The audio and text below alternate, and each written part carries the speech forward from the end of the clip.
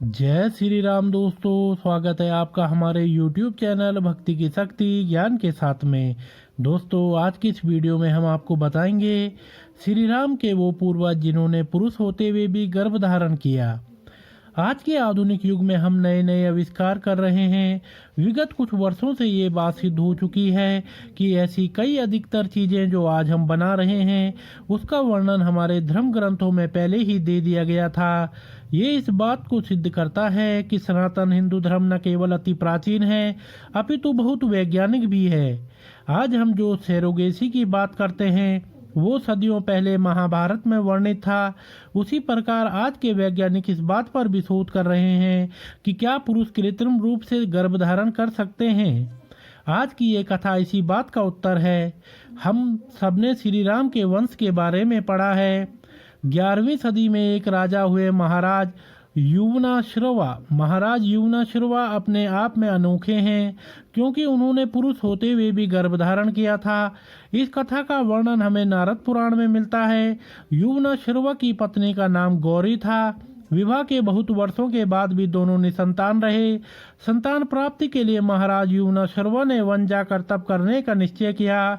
उन्होंने राजपाट मंत्रियों के हाथ सौंपा और वन जाकर तपस्या करने लगे।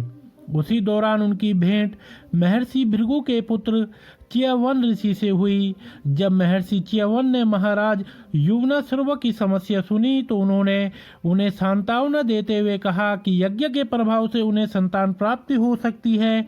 तब महाराज युवनाश्रवा ने उनसे ही उस यज्ञ को संपन्न करने का अनुरोध किया। महर्षि की स्वीकृति के बाद महाराज युवनाश्रवा ने अपने मंत्रियों और सेना को वहां बुलाया और च्यवन ऋषि के अनुसार एक महान इष्ट यज्ञ का आयोजन किया। वो यज्ञ 1 वर्ष तक अविलंब चलता रहा और यज्ञ समाप्ति पर महर्षि च्यवन ने एक मटके में अभिमंत्रित जल रख दिया जिसे पीकर महारानी गौरी गर्भ धारण कर सके। यज्ञ समाप्त होने के बाद सभी लोग थकान से पीड़ित होकर गहरी निद्रा में सो गए। रात्रि को महाराज युवनाश्रवा को अत्यधिक प्यास लगी और वे अपने सेवकों को पुकारने लगे, किंतु अत्यधिक गहन निद्रा में होने के कारण किसी ने उनकी पुकार न सुनी। विवश होकर राजा युवनाश्रवा स्वयं जल ढूंढने निकले। बहुत ढूंढने के बाद भी उन्हें जल नहीं मिला, किंतु तभी यज्ञ भूमि के पास उन्हें एक मटके में रखा जल दिखा।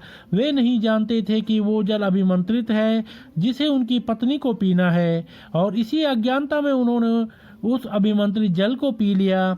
जल पीते ही उनके शरीर में बदलाव आरंभ हुआ और वे अस्वस्थ हो गए। जब महर्षि च्यवन ने ये देखा तो उन्होंने कहा कि अब उनके ही गर्भ से संतान की उत्पत्ति होगी। महाराज युवनाश्रवा ने उनसे बड़ी प्रार्थना की कि वे इसका कोई उपाय बताएं, किंतु वे भी विवश थे क्योंकि वो जल यज्ञ संपन्न कर अभिमंत्रित किया गया था और उसके फल को अब रोका नहीं जा सकता था। जब संतान के जन्म लेने का सही समय आया तो राजा बहुत घबरा गए। महर्षि च्यवन के लिए भी यह असाधारण स्थिति थी। तब उन्होंने देवताओं के वैद्य अश्विनी कुमारों का आह्वान किया। तब अश्विनी कुमारों ने महाराज युवनाश्रवा के कोख को चीरकर एक बालक को बाहर निकाला। ऐसा पहले कभी भी नहीं हुआ था कि किसी पुरुष ने संतान उत्पन्न किया हो। इसीलिए इस अद्भुत घटना के साक्षी बनने हेतु देवराज इंद्र सहित सभी देवता वहां उपस्थित हुए। उस बालक के जन्म के साथ एक समस्या ये उत्पन्न हुई कि अब उसे दुग्धपान कौन करवाएगा। तब देवराज इंद्र स्वयं वहां आए और उन्होंने उस बालक के मुंह में अपनी तर्जनी उंगली डाली जिससे दिव्य दूध निकल रहा था। उस दिव्य दुग्ध से तृप्त होकर वो बालक 13 अंगुल बढ़ गया और संतुष्ट होकर सो गया।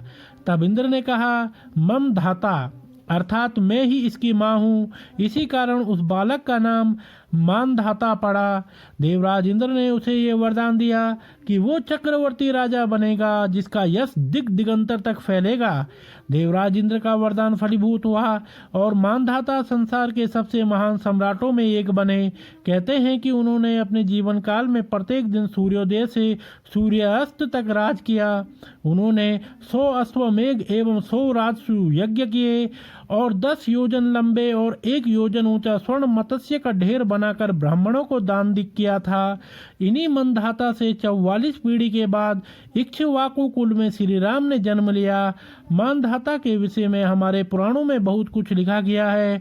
उनके विषय में एक विस्तृत लेख बाद में प्रकाशित किया गया। तो दोस्तों, अगर आपको यह वीडियो पसंद आई हो तो आप हमारे चैनल को लाइक, कमेंट, शेयर, सब्सक्राइब अवश्य करें और बेल आइकन दबाना ना भूलें, जिससे हमारी आने वाली सभी वीडियोस की नोटिफिकेशंस आप तक सही समय से पहुंचती रहेंगी। आप सभी मित्रों का बहुत बहुत धन्यवाद।